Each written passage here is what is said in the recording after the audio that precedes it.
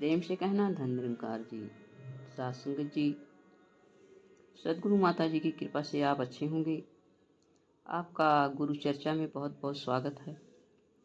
आज विचार का विषय है भक्ति में गृहस्थ का बंधन नहीं। सत्संग जी, ज्ञान लेते न समय सदगुरु ने हमें चौथा प्रण जो दिया है कि गृहस्थ में रहकर ही भक्ति करनी है। इसका मतलब है जब गृहस्थ में रहकर भक्ति करनी है तो गृहस्थ जीवन हमारे भक्ति में बाधक नहीं है, कोई रुकावट नहीं है, क्योंकि सदगुरु कहते हैं कि हमें समाज पर बोझ बने बगैर परमात्मा का यश करना है और पूरे संसार में फैलाना है। परमात्मा की इच्छा के अनुसार जीवन जीना और इसके विधि विधानों में खुद को शामिल कर लेना ही भक्ति है। सत्संग जी, विचार आता है प्रभु का जो विधि विधान है उसको हम पूरी तरह से अपना लें तो क्या वो बंधन हो सकता है हमारे जीवन के लिए। लेकिन साथ संगत जी, फिर बात आती है प्रभु तो स्वयं बंधन रहित है, यह निर्लेप है, इस पर किसी चीज का लेप नहीं है, किसी चीज का कोई बंधन नहीं है, हमें बंधन में क्यों डालेगा। यदि प्रभु इतनी विशाल रचना को बना करके निर्लेप रह सकता है, बंधन रहित रह सकता है, तो हम क्यों नहीं रह सकते हैं।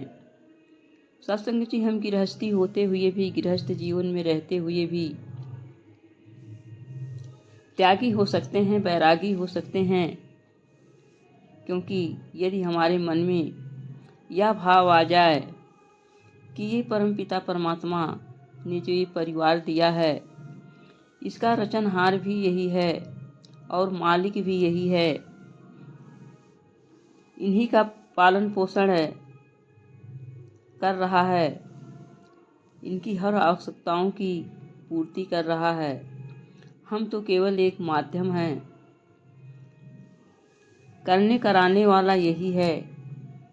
परिवार के प्रति जो हमें सेवा सौंपी गई है, जिम्मेदारी दी गई है, केवल इसे निभा लेना ही हमारा कर्तव्य है और इसकी कृपा से ही हम निभा पाते हैं। तो साथ संगत जी, एक जो है भक्ति भी हमारी होती रहेगी और हम बंधन में भी नहीं पड़ेंगे।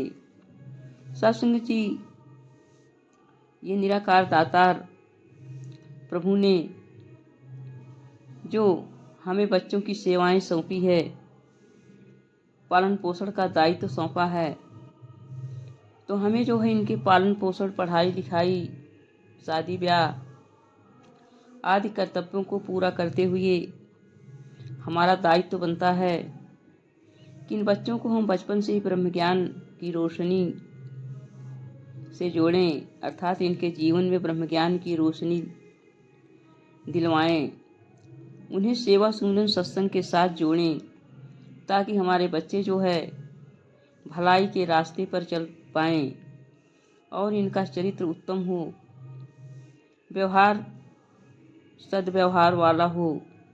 साथ संगत जी, जिससे ये माता पिता तथा सदगुरु सबका नाम रोशन करें और स्वयं का जीवन भी सुंदर बनाते चले जाएं।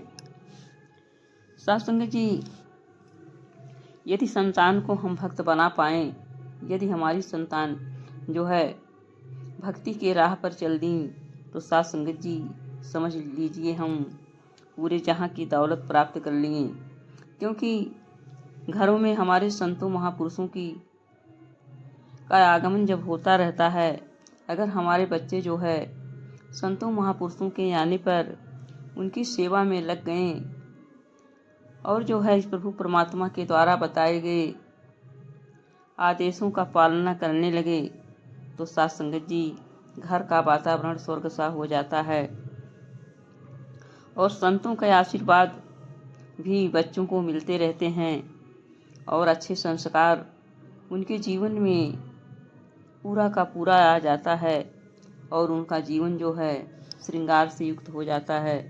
साथ संगत जी, बच्चे सत्संग सेवा व सुमिरन से बचपन से ही जुड़ जाते हैं।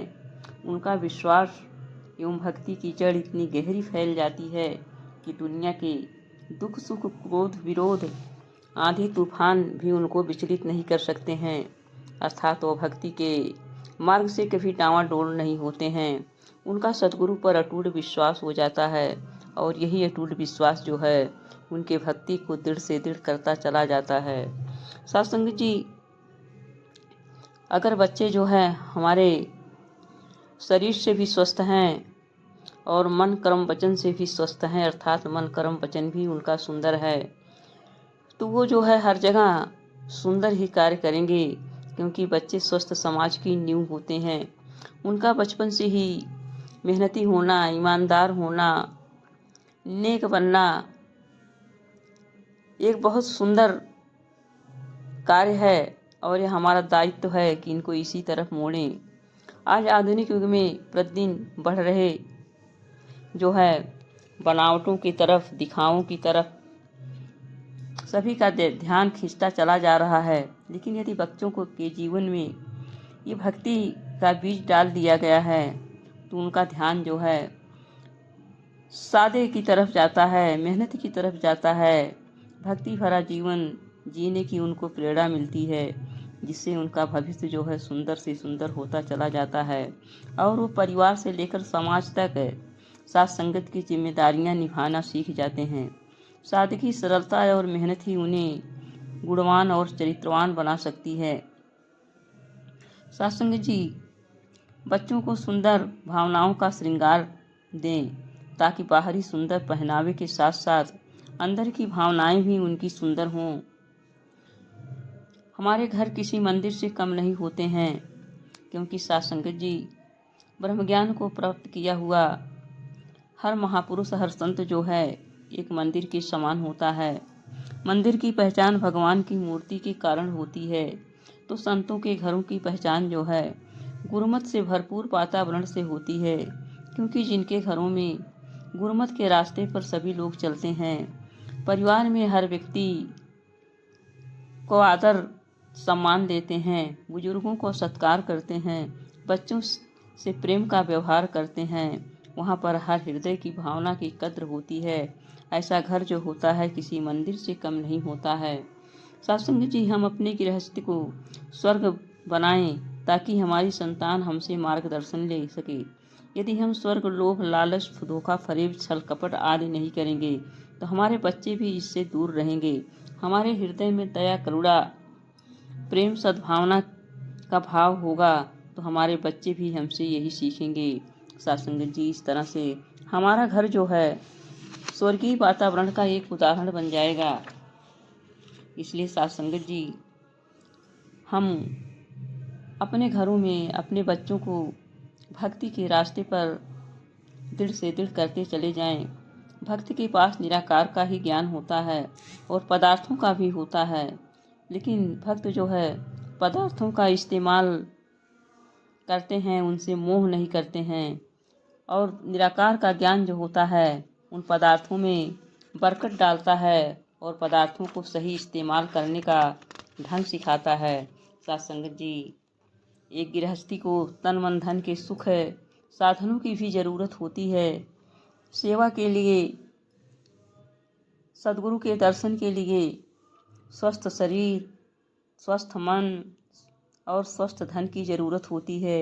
इसलिए कभी भी हम सद्गुरु के चरणों में जो है जाएं तो कभी यह ना मांगें कि हे प्रभु, आपका केवल हमें दर्शन चाहिए, भक्ति चाहिए और कुछ नहीं चाहिए। क्योंकि अगर हमें जो है सेवा सुमिरन सत्संग करनी है तो हमें दातें भी, सांसारिक दातें भी चाहिए, दातार भी चाहिए और दातें भी चाहिए। सत्संग जी, सद्गुरु राजमाता जी कहा करती थी, सुख सारे दुनिया दे पादी मेरी झोली बिचे, फिर भी मिलाई रखी संता दी टोली बिचे। तो सत्संग जी, इस तरह से जो है हम दातार से इनकी रहमतें भी मांगें, इनकी दातें भी मांगें और भक्ति भी मांगें, क्योंकि भक्ति में तन मन धन तीनों की आवश्यकता होती है। ये तीनों हमारा स्वस्थ रहेगा तो हम भक्ति के मार्ग पर चलते चले जाएंगे। प्यार से कहना, धन निरंकार जी।